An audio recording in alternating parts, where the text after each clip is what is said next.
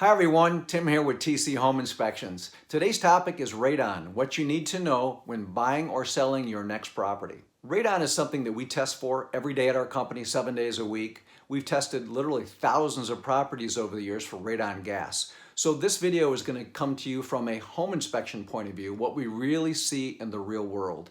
So it's important to know your radon score, and that's what we're going to talk about today. I'm going to talk about 2 testing options that you have for radon. And then the final thing I want to talk about is a commonly asked questions that people ask us about radon every single week. So the first thing I want you to know is the Environmental Protection Agency, the EPA in the United States, classifies radon as a human carcinogen. Well, what does that mean to you? A human carcinogen is something in our environment that if you're exposed to it at elevated levels over an extended period of time, you can develop lung cancer.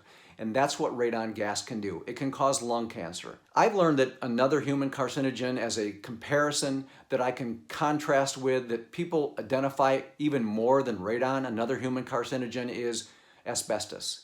And most reasonable people that I know would not want to live in a home that has asbestos in the air that they could breathe for 10 or 12 hours a day. That would really be bad. And just like you wouldn't want to live in a home with asbestos in that condition, you certainly don't want to live in a home that has elevated radon levels that you could breathe all day long. So it's important to know about radon so that you can make a decision what's best for you. Well, according to the EPA, 21,000 Americans every year die from radon poisoning.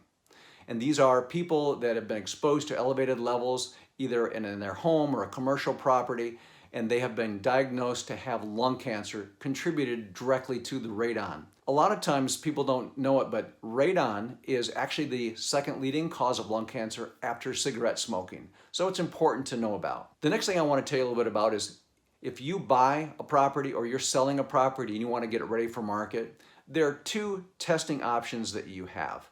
And they're classified as a passive testing device or a continuous monitoring device. And I have 2 examples of them that I'll just show you really quick.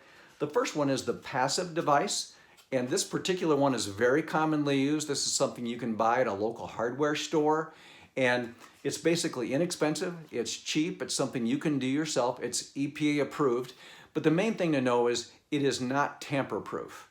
It is a device that you place in the home, usually for a couple of days. This particular one is approved for a 2-day EPA test.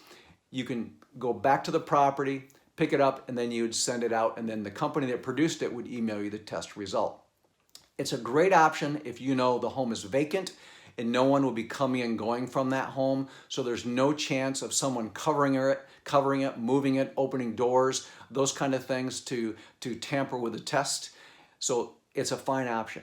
Most of our clients, though, are buying homes or properties that are occupied. And for those clients, their decision is important because it's a tamper-proof method, and that is a continuous monitoring device.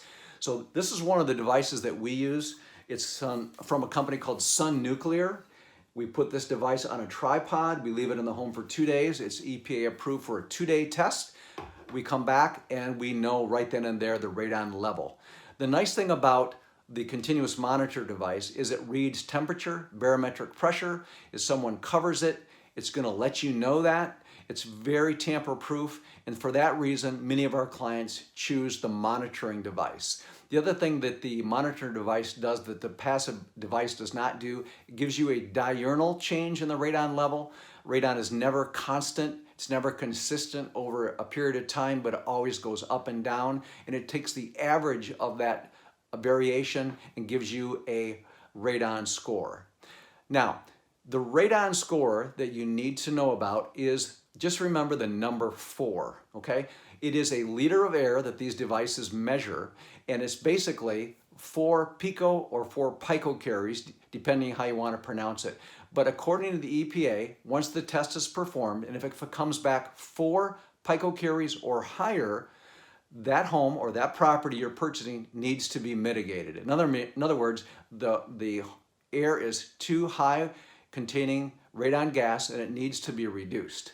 And the good thing, even if the devices that you can use, even if they show an elevated radon score, it is not a reason not to buy the property. You simply treat it, you take care of it by installing a mitigation system. And there are many companies throughout the United States that install these devices, and they're nothing more than a suction device that sucks that heavy radon gas out of the home. And I have never seen one that's properly installed that didn't function very well. So that's the main thing to know. Get it tested. You have two choices. My choice for most clients is the continuous monitor system because they're more accurate and they're tamper proof.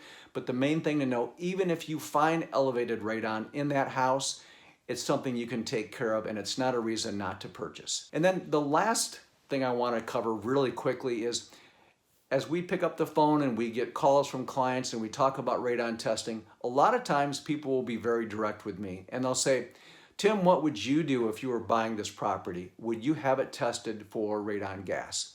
And here's my answer. Absolutely. It really comes down to your decision in regards to reducing risk in your life.